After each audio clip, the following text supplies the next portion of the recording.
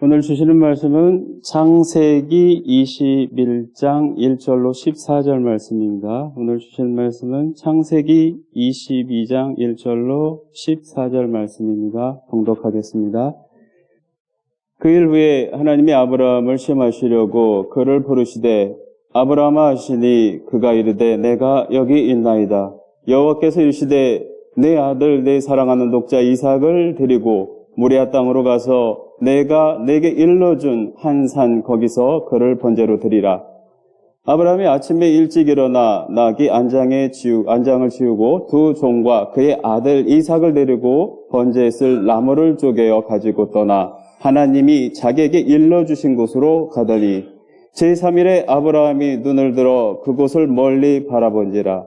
이에 아브라함이 종들에게 이르되 너희는 나귀와 함께 여기서 기다리라. 내가 아이와 함께 거기 가서 예배를 하고 우리가 너희에게로 돌아오리라 하고 아브라함이 이에 번제 나무를 가져다가 그의 아들 이삭에게 지우고 자기는 불과 칼을 손에 들고 두 사람이 동행하더니 이삭이 그 아버지 아브라함에게 말하여 이르되 내 아버지여 하니 그가 이르되 내 아들아 내가 여기 있노라.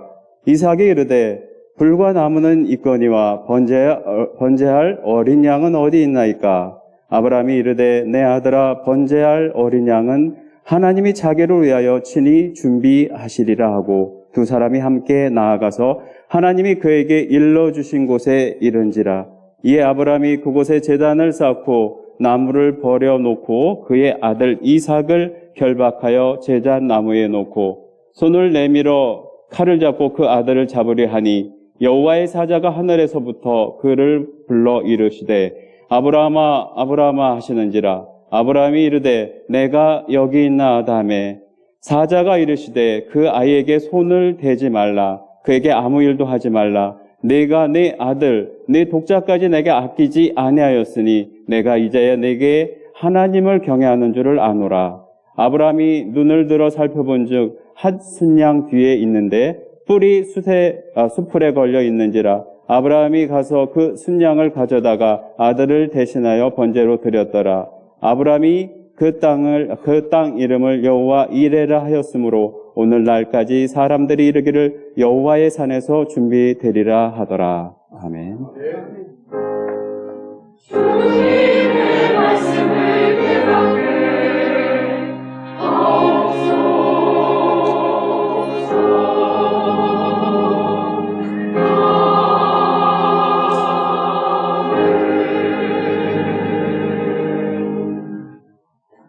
하나님께서 오늘 우리에게 주신 신약의 말씀은 사도행전 10장 23절부터 29절까지의 말씀입니다. 사도행전 10장 23절부터 29절까지의 말씀입니다. 봉독하겠습니다.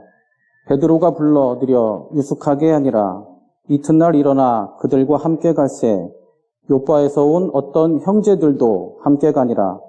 이튿날 가이사랴에 들어가니 고넬료가 그의 친척과 가까운 친구들을 모아 기다리더니 마침 베드로가 들어올 때에 고넬료가 맞아 발 앞에 엎드려 절하니 베드로가 일으켜 이르되 일어서라 나도 사람이라 하고 더불어 말하며 들어가 여러 사람이 모인 것을 보고 이르되 유대인으로서 이방인과 교제하며 가까이 하는 것이 위법인 줄은 너희도 알거니와 하나님께서 내게 지시하사 아무도 속되다 하거나 깨끗하지 않다 하지 말라 하시기로 부름을 사양하지 아니하고 왔노라.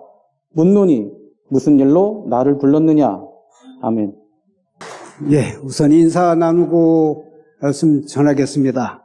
반갑습니다. 반갑습니다. 예, 카메라에 보고 크게 좀 외쳐주시죠. 반갑습니다.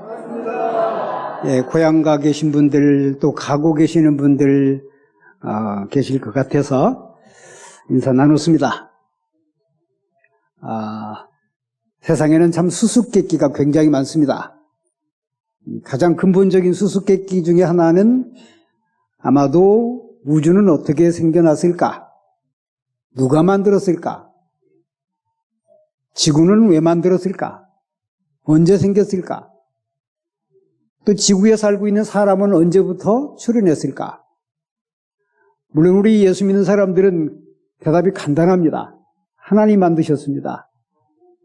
그러지만 과학계에서는 수수께끼이죠.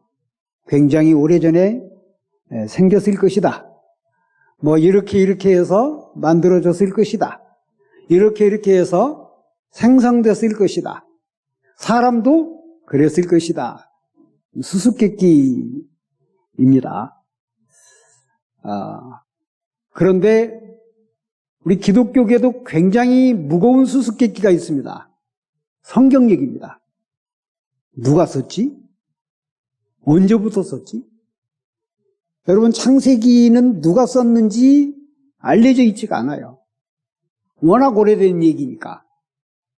누가 썼는지, 왜 썼는지, 어떻게 썼는지를 아는 사람이 거의 없어요. 그냥 학자들이 아마도 이랬을 것이다 추정을 하는 정도입니다. 우리 성경이 66권인데요.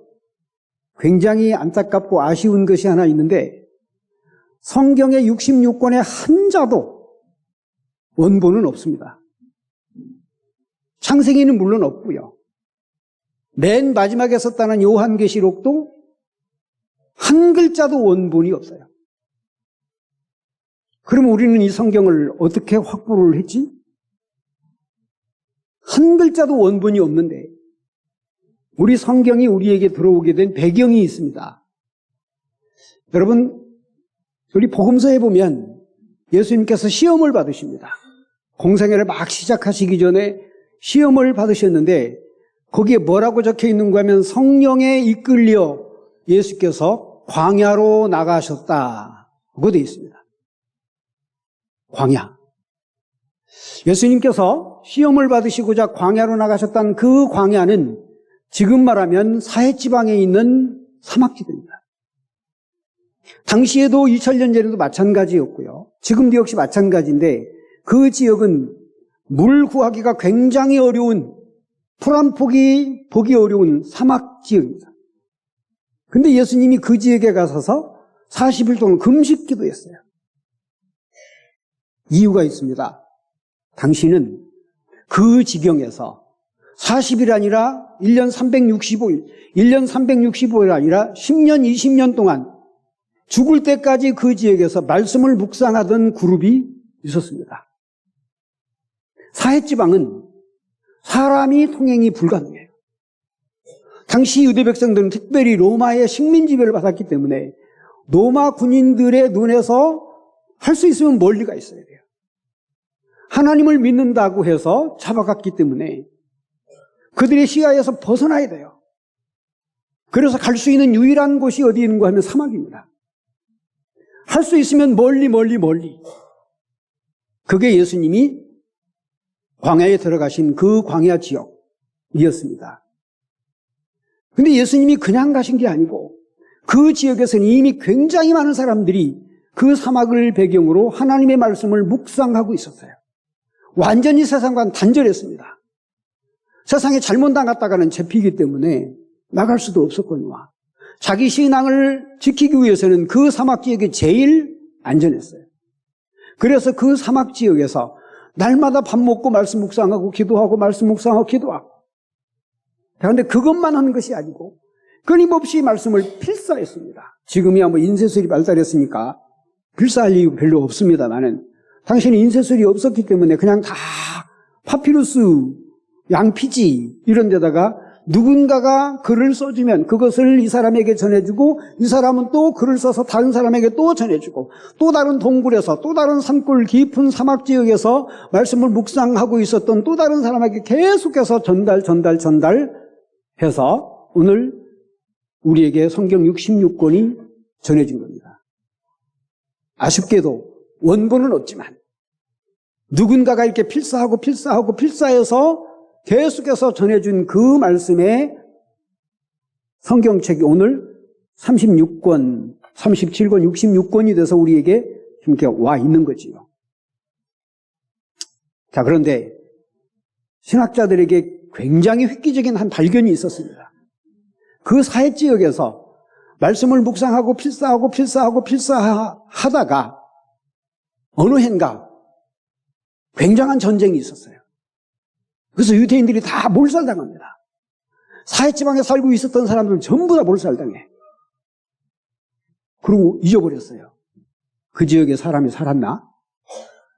2000년쯤 지나서 굉장히 위대한 발견이 있어요. 한 목동이 그 지역을 지나가다가 동굴에서 돌멩이를 던졌는데 그 동굴에서 항아리 깨지는 소리가 들린 겁니다. 그래서 들어가 봤어요. 놀랍게도 당시 초대교회 교인들이 거기서 말씀을 묵상하고 필사했었던 이 책이 발견된 겁니다. 가장 오래된 문서요. 일명 그것을 사해문서라고 그럽니다. 자, 그렇게 해서 성경이 우리들에게 전해지게 된 겁니다. 근데 이것 또한 궁금합니다. 왜 그들은 죽음을 무릅쓰고 그 사해 지역까지 가서 하나님의 말씀을 그렇게 묵상하고 필사했을까? 당시 우리 초대교회 교인들에게 굉장히 중요한 신앙 고백이 하나 있었습니다. 자, 하나님이 다 준비하신다. 따라하시죠. 하나님이 다 준비하신다. 흔히 말하는 여호와 이레. 처음부터 끝까지 하나님 준비하셔. 당시 유대 백성들은 지금은 비록 우리가 굉장히 힘들고 어려운 시대를 보내고 있지만 믿음을 잘 지키게 되면 언젠가는 하나님이 굉장한 것을 준비하고 계셔서 그것을 우리에게 선물로 오실 거다. 이게 당시 사해 지역에서 말씀을 묵상하던, 죽음을 무릅쓰고 거기에 들어가서 말씀을 묵상하던 사람들의 유일한 희망이에요. 오늘 창세기 아브라함의 이야기는 대표적인 얘기입니다. 오늘 이 말씀은 여호와 이레예요. 자, 이런 얘기지요. 어느 날 갑자기 하나님께서 아브라함에 명령을 내리셨다는 겁니다. 야, 내가 너에게 100살에 준 아들 이삭을 바쳐. 너무 힘들고 안타까웠겠지. 그러나 아브라함은 하나님이 주신 그 아들이니까 그냥 바치러 갔다는 얘기입니다. 어디로? 모리아산이라고 하는 곳으로. 자, 나흘이고 닷새이고 아들하고 둘이 짐을 지고 그 지역을 찾아갑니다. 자, 그런데 아들이 가다가 궁금해요. 아버지, 성냥불도 있고 장작불도 있고 다 있는데 재물은 어디 있어요? 둘이 같이 가긴 하지만 아들 이삭은 굉장히 궁금해요. 아직은 나이 어린 아들이고. 아버지가 그냥 대답합니다. 무심결에 하나님이 준비하실 거야. 사실은 실제로 고백하기가 어려워. 왜? 네가 재물이야 하고 얘기하기는 어렵지요. 당시 재물은 장작불 위에 올려놓고 죽여서 불에 태워서 연기를 피워서 하늘나라로 꼭대기로 올라가면 하나님께서 나한테 제사 드리는가 보다. 연기 맡으시고 이게 제사 제비였어요. 그런 신앙을 가지고 있었어요. 근데 아브라함이 아들의 질문을 받고 할 말이 없었겠지요. 그래서 그냥 하나님이 준비하신다. 이게 아브라함의 신앙 고백이었어요. 오늘 말씀은 바로 그런 얘기입니다. 자, 모리아산에 도착해서 둘이 장작불을 쌓아놓고 그리고 불을 피워서 그리고 아들을 지금 칼로 잡아서 죽여서 제단 위에 올려놓고 지금 불을 피워야 돼요. 찰나 하나님 손대지 말아라. 하여 옆에 보니까 순양이 준비되어 있어. 그래서 한 고백입니다. 여호와 이레. 하나님이 준비하셨네. 이런 신앙입니다. 자, 사실은 거슬러 올라가 보면 오늘 우리는 22장 말씀 읽었어요. 10장의 말씀, 12장의 말씀에 보면 이런 얘기가 있어요. 어느 날 갑자기 하나님께서 아브라함을 부르시는 장면입니다. 아브라함아, 네 아비 친척 고향을 떠나서 내가 네게 지시하는 땅으로 가. 네 고향, 네 아비 친척 다 떠나서 내가 네게 지시하는 땅으로 너는 가야 돼. 당시 아브라함은 어디서 살았는고 하면 메소포타미아 문명의 발상지에서 살았습니다. 너무 행복한 곳이야. 먹을 건 넉넉하죠. 환경 좋지요. 자, 그런데 하나님의 갑작스러운 지시를 받고 아브라함이 그냥 떠납니다. 자, 그게 12장의 얘기야. 아브라함이 도착을 해보니까 너무 황당해요. 자기가 본래 살았던 갈대아 우루 메소포타미아 지역이라는 것은 문명의 발상지이기 때문에 부족할 것이 없는 에덴 동산과 똑같은 것이에요. 그런데 하나님의 지시를 받고 도착한 곳은 황량한 벌판이야. 오늘 앞에서 제가 말씀을 드린 사회지역과 똑같은 그런 곳입니다. 하나님 보내신 곳이 이곳인가요? 몇 번도 아마 질문을 했겠지요. 무엇 먹고 살으라고.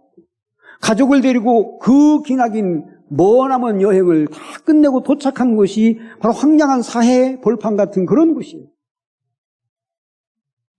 그런데 놀랍게도 우리 성경에는 아브라함은 그곳에서 거부가 됩니다.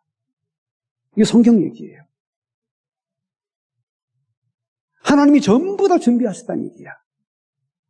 황량한 벌판같이 너네들은 보일지 모르지만 나는 다 준비해 놓은 거야. 이게 아브라함의 신앙 고백입니다. 이런 얘기도 있어요. 자, 당시 이삭은 나이 어린 때였었어요. 나이가 이제 장성해서 장가갈 나이가 됐습니다. 아들 이삭이. 근데 이게 며느리를 얻어야지. 아들 이삭은 장가를 보내야지. 근데 당시 유대 백성들이 이런 전통을 가지고 있어요. 이방 사람들과는 절대 결혼하지 않아요. 그럼 그 지역에 살고 있는 모든 사람들은 다 이방 사람들인데 우리 아들 이삭의 와이프를 어디서 구하지? 어디까지 보내는고 하면 메소포타미아 자기 고향까지 보내요. 근데 성경의 말씀에 보면 낙타 10피를 준비했어요. 가다가 한 놈 죽으면 다른 놈, 가다가 한 놈 죽으면 다른 놈, 이렇게 해서 10필이 필요해. 사해 지역에서, 가나안 지역에서 메소포타미아까지 가는 길은 그렇게 멀고 먼 험난한 길이었습니다. 그래도 사람들을 시켜서 며느리를 메소포타미아에서 구해와라 해요. 놀랍게도 하나님이 또 준비하셨어.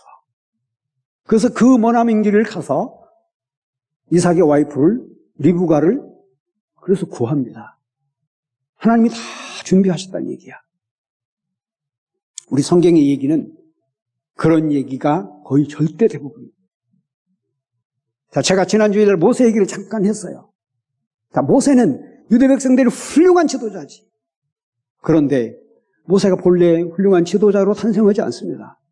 노예, 종의 아들로 태어나지. 죽을 운명이에요. 그러지만 용케도 모세가 살아나. 다 하나님의 보살핌이에요. 준비되어 있어. 자, 모세가 굉장한 범죄를 저지르지만 미디안까지 하나님 피신시키고 엄청난 훈련을 시키셔서 다음에 지도자로 발탁하시는 분이 바로 우리 하나님이시죠. 오늘 신약의 본문 말씀은 더 감동스러운 얘기입니다. 자, 오늘 이 말씀은 여러분 제목 잠깐 크게 한번 읽어주시죠. 시작. 무슨 일로 불렀느냐? 이 말은 무슨 말인고 하면 베드로가 자기를 부른 누군가가 있는데 그 누군가의 집에 가서 대뜸 한 말입니다. 왜 나를 불렀어? 사실은 생뚱맞은 질문이긴 하지만 이런 배경을 가지고 있어요. 자, 베드로가 어느 날 하나님의 부르심을 받고 밖에 나가봅니다. 자, 그런데 그때 당시 베드로의 행보는 정말로 획기적이었어요. 우리 성경의 말씀에 보면 베드로가 지경사방을 두루 다니더라. 사실은 그 말을 쓴 저자 누가는 베드로의 행보가 너무 이상했어. 왜? 베드로는 그때까지 예루살렘 밖을 나가본 적이 없어. 교회 밖을 떠나본 적이 없어. 왜? 우선은 너무 바쁘고, 두 번째, 유대 백성들 말고는 구원의 대상이 없다고 믿었던 사람들. 나머지는 전부 다 개돼지 벌레 같은 사람. 온양에 살고 우리도 역시 마찬가지. 그들의 사고 구조는 그랬습니다.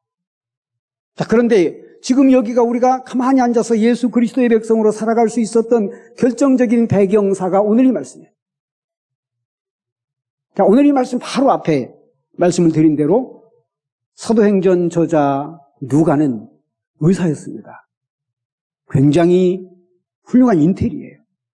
그런데 베드로의 행보 중에서 놀라운 한 행보가 하나 있어요. 한 번도 예루살렘 밖을, 서울 밖을 떠나본 사람이 없는데 어느 날 갑자기 베드로가 행보를 밖으로 향해서 나갔어요. 그래서 씁니다. 베드로 목사께서 두루 사방을 다녔다고. 근데 배경이 있어요. 자, 그 직전에 바울이라는 사람이 개종을 했어요. 예루살렘 교회에 베드로 사도를 찾아왔어요. 나 개종했다고. 아무리 설명해도 베드로가 믿을 수가 없어. 그런데 들려오는 소문이 있습니다. 자, 일단 문전박대 했어요. 바울, 네가 개종했어? 자, 그래서 문전박대에서 바울을 쫓아보냈어요. 그런데 들려오는 소문이 놀라운 소문입니다. 바울이 이곳저곳 막 동네를 다니면서 하나님의 말씀을 전했는데 굉장히 많은 사람들이 예수 믿었다고 되는 소문이 들려오는 거예요. 바울이 누구한테 복음을 전했는데 말씀에 보면 갈릴리와 사마리아 지경에 많은 사람들이 예수 믿었다고 되어 있어요. 문전박대당한 바울이지만 지경에 다니면서 서울을 벗어난 수원, 안양 이런 지역에 다니면서 하나님의 말씀을 전했는데 바울이 굉장히 많은 사람들이 구원받았다고. 그래서 베드로가 궁금합니다. 그래서 그냥 영등포도 가보고 과천도 가보고 수원도 가보고 도대체가 그 땅에 살고 있는 사람도 어떤 사람들이길래 한 번도 나가본 적이 없었던 베드로가 그들을 쳐다도 보지 않았던 베드로가 벌레만도 못한 사람들이라고 생각했던 그 베드로가 이방 사람들도 하나님을 믿고 구원을 받을 수 있는 거야? 너무 궁금해요. 어떻게 생긴 사람들인데 하여 바울 사건으로 말미암아서 바깥 출입을 해요. 말씀에 보면 그가 루다에 처음 발을 디뎌놨어요. 그 바로 옆 동네가 요빠입니다. 요빠에 또 발을 디뎌놨어. 그런데 놀랍게도 요빠에 갔는데 바울 사도가 이렇게 저렇게 많은 사람들을 구원한 얘기를 다 듣고 요빠 지역, 이방 지역입니다. 하나님 앞에 기도합니다. 고민스러웠겠지. 내가 지금 무슨 생각을 해야 되는지 기도했는데 하나님께서 환상을 보여주십니다. 하늘에서 큰 보자기를 내려보냈는데 그 보자기 안에 벌레가 막 우글우글 오는 환상이야. 너무 놀랐어요, 벌레. 그런데 더 놀랄 일은 그거 보고 하나님 그러십니다. 이 더러운 벌레를 나보고 먹으라니요. 하나님이 냅다 말씀하십니다. 내가 깨끗하다고 했는데 네가 왜 더럽다고 그러는 거야? 이 말씀은 이방 사람들이라도 얼마든지 회개하고 하나님 믿을 수 있으면 내 백성 삼을 건데 라고 하는 그런 말씀의 메시지였습니다. 자, 그런데 놀랍게도 그 환상에서 확 깼는데 누군가가 하나 찾아왔어요. 베드로 목사님, 우리 집에 오시라고 하는 분이 계시네요. 누군데? 당시 유대 백성들이 가장 두려워했던 사람 상대입니다. 로마 군인 장교이신데요. 고넬료라고 하는 사람이 있는데요. 신실한 의인이시고 굉장히 많은 사역들을 하고 있고. 자, 유대 백성들의 로마 군인은 알러지 반응을 일으킬 사람들이에요. 왜? 예수님 죽였잖아요. 지금 식민지배를 하잖아요. 걸핏하면 사람 잡아 죽이잖아요. 이게 로마 군인이에요. 근데 로마 군인 중에 고넬료라고 하는 백부장이 있는데 그 백부장은 지금으로 말하면 중대장 정도 되는 사람이야. 이방 사람이죠, 당연히. 그런데 그 사람 가정에서 심부름이 왔습니다. 고넬료라고 하는 백부장 로마 장교께서 목사님을 초청하고 싶어 합니다. 갈 수도 없고 아니 갈 수도 없고 할 수 없어 고민을 하다가 심부름꾼을 따라서 갔어요. 오늘 말씀은 베드로가 그 고넬료의 집에 가서 한 말입니다. 왜 나를 불렀죠? 질문이 그래요. 다시 한번 여러분들 제목을 크게 한번 읽어주시오. 시작. 무슨 일로 나를 찾으셨습니까? 베드로도 지금 궁금해. 거기 찾아가는 것도 지금 두렵기가 이루 말할 수가 없어. 로마 군인 앞에서 말도 잘 안 나오는 상황이야. 자, 그런데 베드로가 이 질문을 합니다. 무슨 일로 나를 불렀느냐? 근데 이 말은 퉁명스럽게 물은 질문이 아니라 오늘 말씀 바로 직전에 베드로가 이런 고백합니다. 하나님의 부르심에 사양하지 않고 내가 왔노니 하는 말을 앞에서 했어요. 내가 하나님이 당신의 가정에 지금 보내시는 것 같아 내가 여기 왔습니다. 무슨 일이시죠? 이런 뜻입니다. 이 말의 의미인 즉슨 어떤 일이든 하나님의 뜻이면 내가 다 하겠습니다.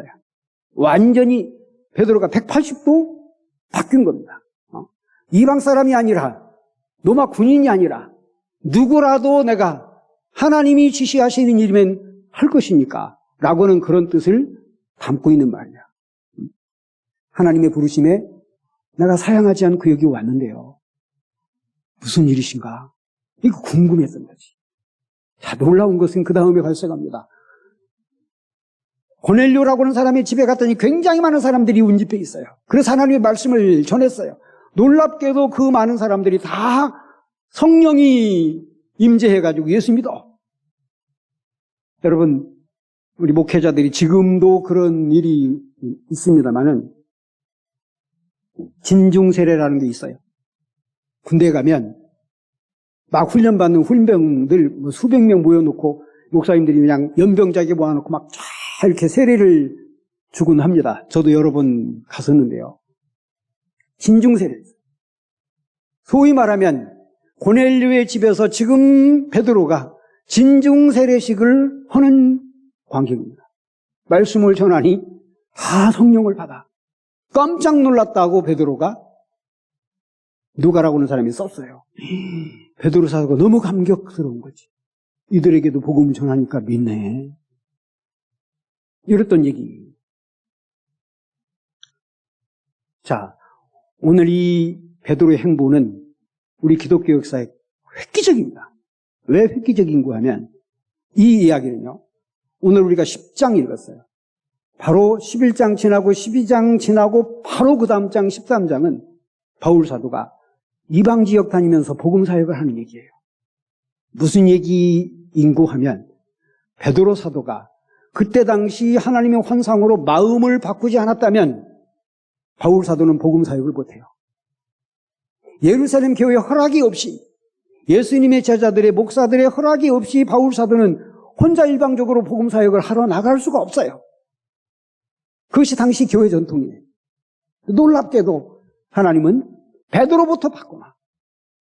그리고 바울 사도는 그야말로 세상 넓은 줄을 모르고 복음 사역을 시작해요.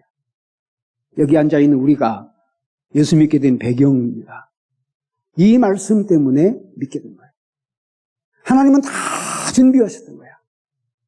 바울 사도를 준비하신 하나님인데 베드로의 마음이 바뀌지 않으면 바울 사도가 자유롭게 복음 사역을 할 수가 없으니까 보자기 환상을 보여주신 것이고 내가 깨끗하다고 했는데 네가 왜 더럽다고 하느냐고 책망을 하셨던 것이고 그 뒤로부터 사도들의 행전은 전성시대를 맞습니다.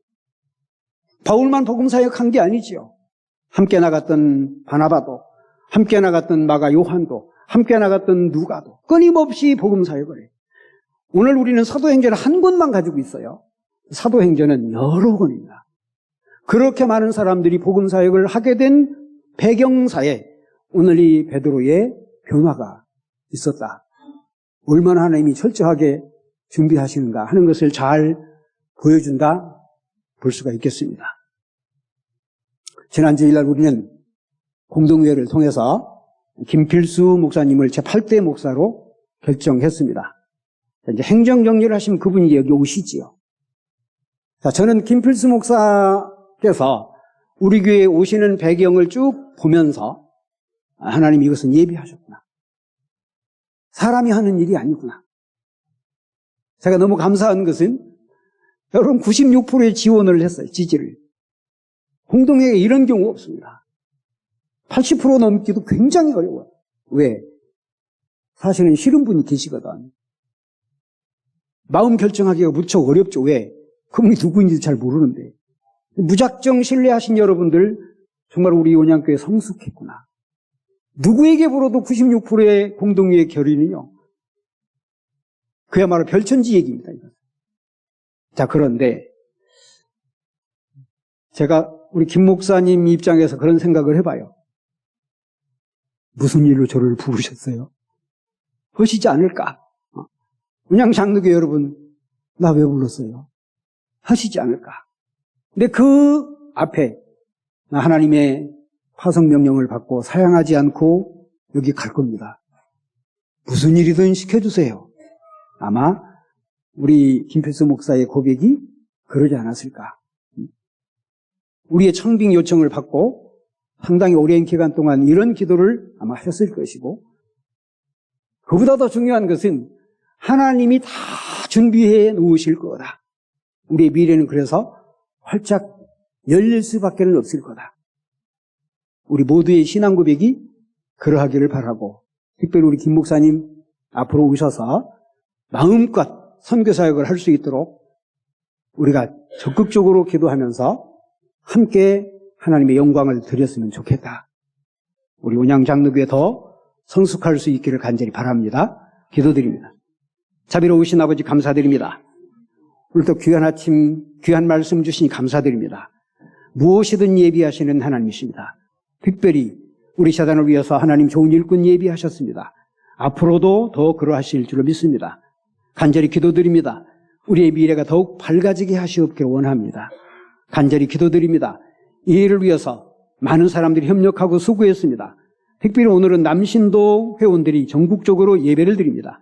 하나님, 이 땅의 복음 사역이 이렇게 성숙하고 성장하기까지 많은 분들의 수고와 땀이 있었고, 우리 남신도 회원들의 수고도 있었습니다. 하나님, 그들의 수고도 기억하시고 우리 재단을 섬기는 남신도 회원들의 모든 가정과 저들의 일터와 저들의 인생길에도 축복하여 주시옵소서.